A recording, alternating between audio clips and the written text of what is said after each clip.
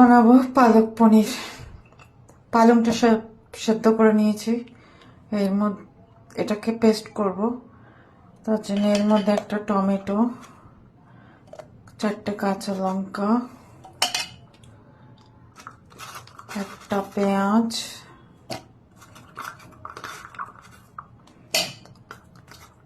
দু এক কুচি আদা, রসুন, এই সব কটা দিয়ে পেস্ট করে নিই।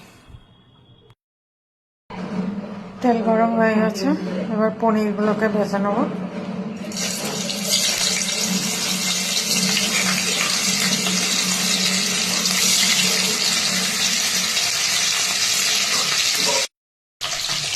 পনিরগুলো ভাজা হচ্ছে, আমি এদিকে একটু গরম জলের মধ্যে একটু নুন ফেলে দিয়েছি পনিরগুলো ভেজে এর মধ্যে রাখার জন্য, যাতে পনিরগুলো নরম হয়।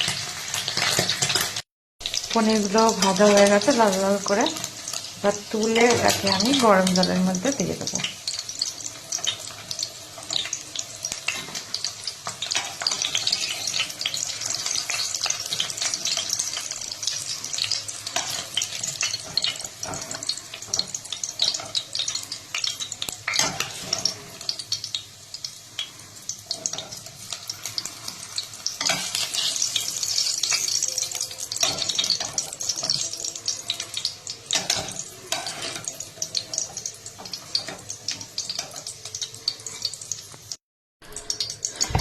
এবারে পেস্ট যেটা করা ছিল সেটা ঢেলে দিলাম।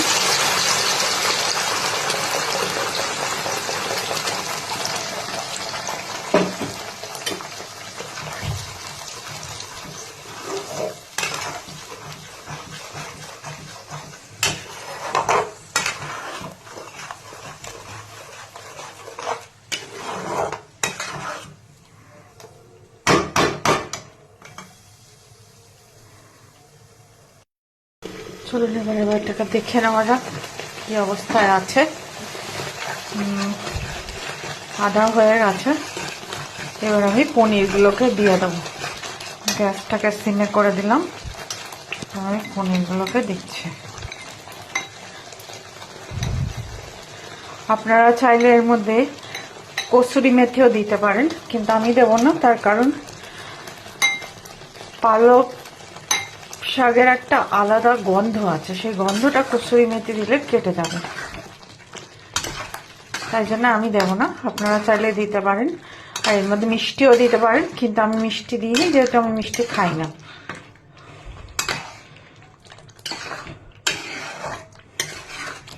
এবার এটা হতে থাক 10 মিনিট মতন।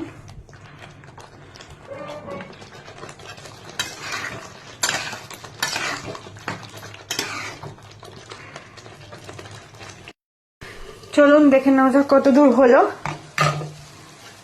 হয়ে গেছে, এবার উপর থেকে একটু গরম মশলা ছিটিয়ে দিলাম,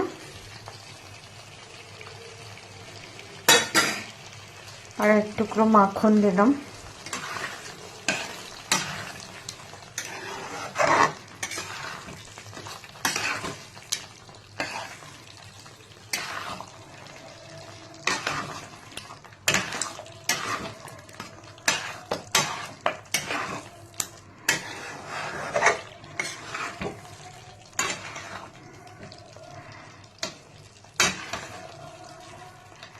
রেডি আমার পালক পনির।